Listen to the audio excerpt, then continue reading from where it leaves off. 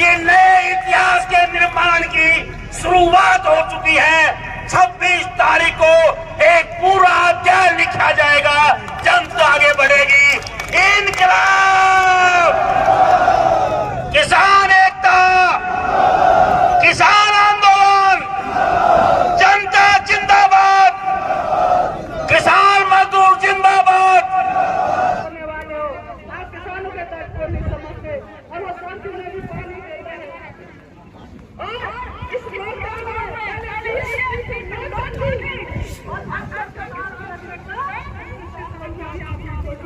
जब नोटबंदी हुई थी, जब महिलाएं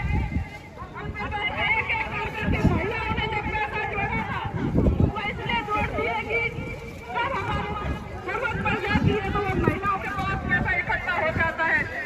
उस महिलाओं के पैसों को भी आपने जो उन्नत थी, उनको भी आपने निगलवा दिया। रात के 12 बजे जब आपने नोटबंदी जीएसटी में भी आपने बता दिया, लेकिन ये किसान आपसे बरसने वाला नहीं है। इसमें महिलाएं भी आपके सामने रहेंगी।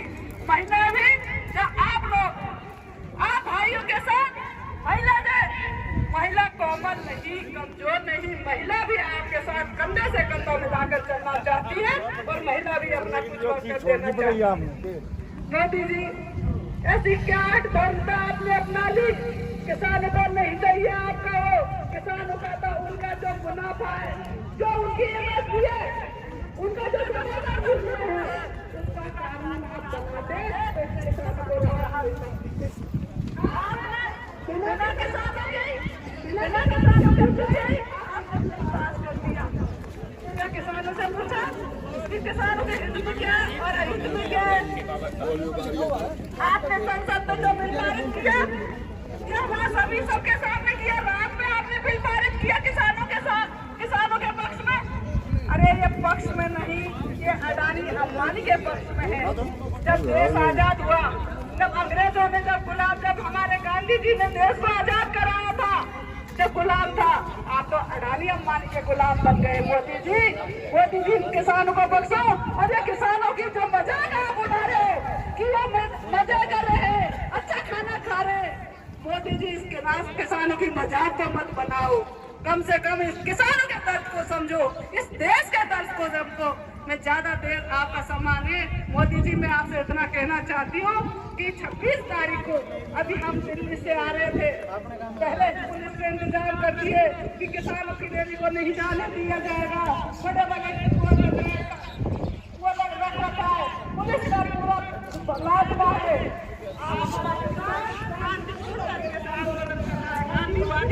हमारा किसान आंदोलन कर रहा है, लेकिन उस आंदोलन को आप चलना चाहते हैं। लोकतंत्र में आंदोलन करने का सबका अधिकार है, अपनी मांग मांगने का सबका अधिकार है, लेकिन इन किसानों पर दया करो। आप लोग इन किसानों के बच्चे भी हैं, बीवी भी हैं, और ये किसान सड़कों पर बैठा है। और आज किसान के बच्चे के मन में ये दर्द है कि मोदी जी हमने बहुत गलत कर दिया कि आप अपने देश की कुर्सी पे बिठाया। आप लोगों के सम्मान में आप लोग आज इस देश ऐसी कोरोना इतनी बड़ी महामारी से गुजर रहा है और हमारा किसान ऐसी सर्दी में यहाँ सड़कों पे पड़ा है। और हमारा किसान का बच्चा हमारे पापा को, हमारे बच्चा को, हमारे भाई को बच्चे से होंगे और उनके बच्चों का रहा नहीं जा रहा। और वो बच्चे क्या आते बच्चन दे रहे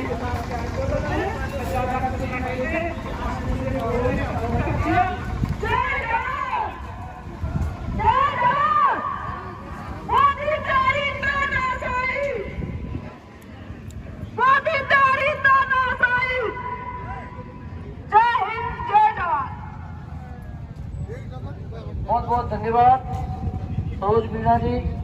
अभी अगले वक्ता के रूप में अभी हमारे बीच में जयपुर से हमारे मेहमान आए हैं भारी संख्या में, उन्हें हम सुनेंगे। उससे पहले 2 वक्ता और मेरे पास मेरी सूची में है। दोनों वक्ताओं से मैं निवेदन करूंगा 1 से 2 मिनट अपनी बात रखेंगे।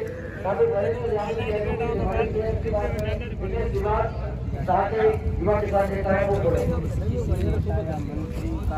सम्मानित मंच और सम्मानित संघर्षशील किसान मजदूर साथियों,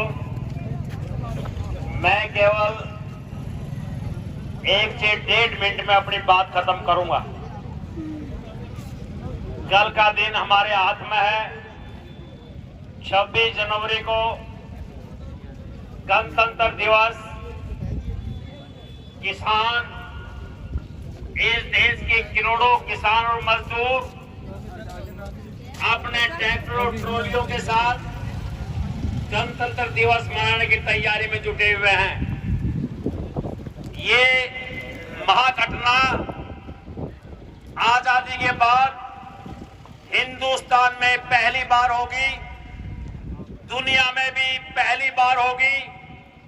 पूरी दुनिया ये देखेगा कि हिंदुस्तान का किसान और मजदूर अपने गणतंत्र दिवस को मना रहा है। हमारे ट्रैक्टर ट्रॉलियों की तरफ देखेगा। मोदी सरकार जिसने इस गणतंत्र को एकदम बर्बाद करने का ठेका ले लिया, जिस गणतंत्र के लिए आजादी आंदोलन में राम प्रसाद बिस्मिल और अशफाकुल्लाह गले मिलकर फांसी के तख्ते पर गए थे, जिस गणतंत्र में किसान मजदूरों के सपूतों ने अपनी कुर्बानी देकर हिंदुस्तान की मिट्टी को खून से सींचा था, देश को आजाद कराया था। इस मोदी सरकार ने आजादी के बाद 2014 से अब तक जन को तंत्र से दूर कर दिया, तंत्र से और गन को दूर कर दिया। हिंदुस्तान का किसान जो पिछले 2 महीने से ठिठुरती सर्दी में अडानी अंबानी के हक में हमारी जमीन के ऊपर कॉर्पोरेट घरानों का कब्जा कराने के लिए जो पूंजीपतियों को हमारे सिर पर बैठा रहा है, जनता को दूर करके उसका जवाब देने के लिए इस 2 महीनों में हमारे 120 किसान शहीद हो गए। उनको सच्ची श्रद्धांजलि देने के लिए और पूंजीपतियों के राज का खात्मा करने के लिए, एक नए समाज के निर्माण के लिए जिस गणतंत्र को बुला दिया गया है, हिंदुस्तान के किसान, हिंदुस्तान का मजदूर, हिंदुस्तान का बुद्धिजीवी, हिंदुस्तान के वकील उस गणतंत्र को मनाएंगे। मोदी और पूंजीपति हारेंगे, देश की जनता जीतेगी। हम लड़ेंगे, वो हारेंगे।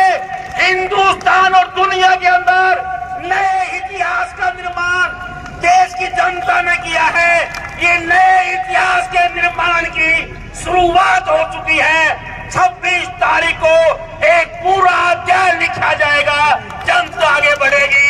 इनकलाब, किसान एकता, किसान आंदोलन, जनता जिंदाबाद, किसान मजदूर जिंदाबाद, इनकलाब। धन्यवाद आपका, बहुत बहुत धन्यवाद।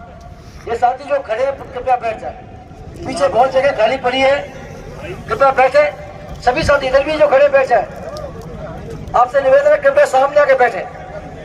बहुत बहुत धन्यवाद, बहुत बहुत धन्यवाद आदित्य जी। अभी मैं दिनेश सिवाज जो हिसार से किसान नेता है, मैं उन्हें आमंत्रित करूंगा, संक्षेप में अपनी बात रखेंगे। उसके बाद में हम नाजमुद्दीन साहब जो जयपुर से आए हैं, मैं अपनी बात रखेंगे। जा रहा था, पहले उन्होंने सीएए और एनआरसी का बहाना लेके इस देश के मुसलमानों के साथ कुछ ज्यादती करने की कोशिश की। 3 तलाक का मसला उन्होंने लेके जो इस देश के मुसलमानों को टारगेट किया। उसके बाद इस देश के मजदूर को जो कानून बना के एक करके 12 घंटे की ड्यूटी मिनिमम वेज से बेदखल करने का काम किया। इस देश का जो कर्मचारी था, चाहे देश में कोयले की खान है, चाहे रोडवेज है, चाहे रेलवे है, चाहे बिजली है, एक एक करके उन्होंने हर चीज को बेचना शुरू कर दिया। मक्के लगे हुए कर्मचारियों को भी नौकरी से बेदखल कर दिया। अगला टारगेट उन्होंने उस घोड़े का छोटा था इस किसानों की तरफ, और किसानों ने उसकी लगाम थाम ली है। मुझे ये लगता है कि इस देश के तमाम तबके उस लगाम को और ज्यादा मजबूत करके पकड़ेंगे, और जिस तरह राम ने उसके सामने घुटने टेकने पड़े थे, मोदी ने भी आके किसान और मजदूर के सामने घुटने टेकने पड़ेंगे। एक एक करके उन्होंने ये चीज करना शुरू किया था। हमारी किसान सभा ने पिछली बार जब ये दोबारा जीत के आए, कश्मीर के अंदर धारा 370 और 35A का अबोलिश किया था। मैं जिस प्रदेश से हूं, हरियाणा से, खट्टर साहब ने कहा था कि आज मुक्ति मिली है कश्मीर के लोगों को। वो ये कह रहा था कि हरियाणा में अब हम कश्मीर से बहू लेके आएंगे, हरियाणा के नौजवानों के लिए शादियां कश्मीर में करेंगे। वो ये कह रहा था कि कश्मीर के लोगों को वहां अब सच्ची आजादी मिल गई है, अब वो रोजगार भी मिलेगा, उनको बहुत अच्छा जीवन भी मिलेगा। हरियाणा के बहुत सारे लोग और देश के भी बहुत सारे लोग इस बात को लेके कि उनको ये लगता था कि ये खान की बात है, 370 का लगा रहना, 35A का लगा रहना, और बहुत सारा जब ये सोशल मीडिया पे बात कर रहे थे, हम देख रहे थे, बहुत सारे लोग ये कह रहे थे कि अब तो कश्मीर में प्लाट खरीदेंगे। उस टाइम हमारी सुनी नहीं, बीच में हम बोलते तो रहे कि ये कश्मीर में धारा 370 और 35A ये तुम्हारे प्लाटों के लिए नहीं है, तुम्हारी तो अपनी जमीनें नहीं बचने वाली मेरे भाइयों। ये अंबानी और अडानी के लिए धारा 370 और 35A हटा रहे हैं। उनको ये बात समझ में नहीं आई थी, कश्मीर में धारा 370 और 35A कश्मीर के लोगों के लिए नहीं, अंबानी और अडानी की ऐशो आराम के लिए वो धाराएं हटाई थी। जब वो CAA और NRC पे बात कर रहे थे, तब भी हम बड़ा हिस्सा, क्योंकि हमारे यहाँ जब ये देश का बंटवारा हुआ तो हिंदू मुसलमान के बीच में इन्होंने यही RSS वाले थे मांग करने वाले, यही सावरकर जिसको वो वीर कहते थे, द्विराष्ट्र राष्ट्र का सिद्धांत देने वाले वही लोग थे, दीना और सावरकर। एक दूसरे के बीच में नफरत पैदा की हुई है इन्होंने, इसके बहुत सारे हिस्से को ये लगता था कि NRC और CAA भी सही है, कागज अब सबको दिखाने पड़ेंगे। वो भूल जाते हैं कि कागज जब इनको दिखाने पड़ेंगे तो कागज तो आपको भी दिखाने पड़ेंगे। एक एक करके सारे कागज आपने सबसे सूटकेस खोलने पड़ेंगे, किसी के घर छोड़ेंगे तो। 3 तलाक का मसला आया, फिर ये लोग आए थे बीच में, इन्होंने कहा कि मुस्लिम महिलाओं को आजादी मिलेगी, ये प्रावधान तलाक के मसले में आ गया। सुप्रीम कोर्ट ने 5 साल पहले ही कह दिया था 3 तलाक का कोई मसला ही नहीं है, कोई भी 3 तलाक से तलाक नहीं माना जाएगा, तो इन्होंने इसको क्रिमिनलाइज करने की क्या जरूरत है? लेकिन कर रहे हैं ये लोग, क्योंकि इनको मजा आता है, इसी से तो इनकी आधार बनता है। बहुत सारे लोग नहीं समझ पा रहे थे इस लोगों को। जब ये कर्मचारियों के महकमे बेचना शुरू कर दिया था तो ये कह रहे थे कि ये भ्रष्टाचार करते हैं, पिछली वाले पैसा देते हैं, रेलवे वाले सामान बेच के